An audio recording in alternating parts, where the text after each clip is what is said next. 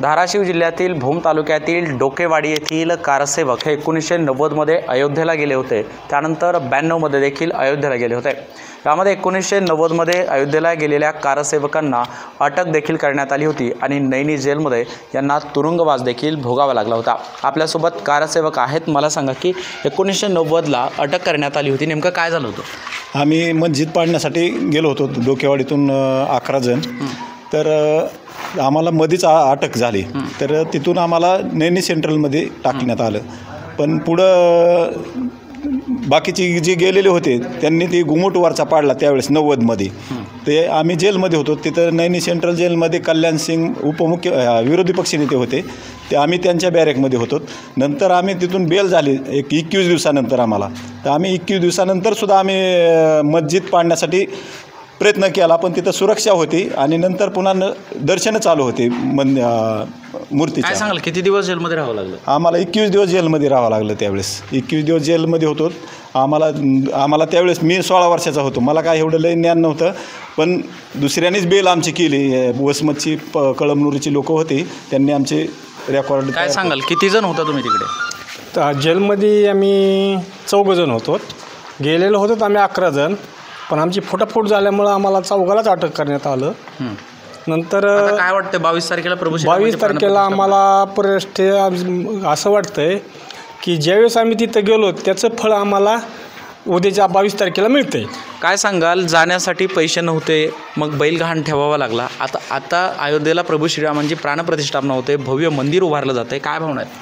काय भावना जी काय आतापासून आम्ही जी बैल जाण्याची परिस्थिती नाजूक होती, बैल गहाण ठेवून जे आम्ही पैसे घेतले आणि आता 22 तारखेला रामाची प्राणप्रतिष्ठा होती, ह्याच्यासाठी आम्हाला भरपूर आनंद होतो आहे आणि ह्या केल्या कष्टाचं फळ आमच्या पदरात पडे असं आम्ही समजतो। काय सांगाल, कसा प्रवास केला अयोध्येपर्यंत? अयोध्येपर्यंत प्रवास म्हणजे बिकटच होता त्यावेळेचा, पण अशा प्रवासातून पण आपण अयोध्येपर्यंत आम्ही पोहोचलो होतो।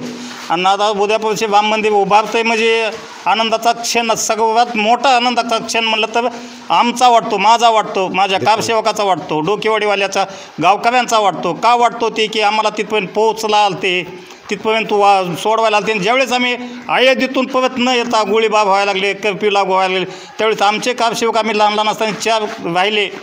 त्यात 16 वर्षाचा एक मुलगा आमच्यासोबत असतानाच मग गाव आणखी हळहळायला लागले।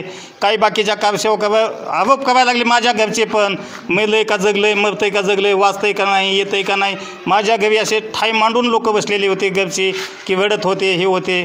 पण आम्ही काही दिवसानंतर जेलची हवा खाल्ल्यानंतर उगं राम मंदिराला जाऊन दर्शन घेऊन शिवण नदीचं पाणी आणूनसुद्धा तिथून पाणी आम्ही शिवण नदीचं आणलं। मी माझ्या इथं उद्यापणाला वापरलं ती पाणी, पण तिथून पुढं म्हणजे आनंद व्यक्त झाला ना। उद्याचा आनंद तर गगनात मावेना असा आनंद आहे। दिवाळी झाली म्हणायचं, दिवाळीचा सण होता त्यावेळेस, तरी दिवाळीचा सण नाही, आता उद्या दिवाळीची उद्याची पहिली दिवाळी म्हणायचं आहे। आनंदाची दिवाळी म्हणजे राम मंदिराची पहिली दिवाळी, नवीन आगळी वेगळी दिवाळी सगळी। काय सांगाल, 16व्या वर्षी जेल केल्यानंतर घरी आल्यानंतर घरच्यांच्या काय भावना होत्या? नाही, घरी काय झालं तर बाकीचे सगळे आले ना आमच्याबरोबर कारसेवक होते, मग ते बाकीच्याला वाटलं ही आता त्यावेळेस गेलेच काय की, आणि झालं त्यावेळेस दंगल ही झालेली होती, गोळीबार झालेला होता। मग पण आम्ही नंतर 21 दिवसांनी जेलमधून आल्यानंतर, आणि टाईम लागला आम्हाला याला, बरेच दिवस म्हणजे महिनाच गेल्यावर गेला आमच्या प्रवासात ह्याच्यात।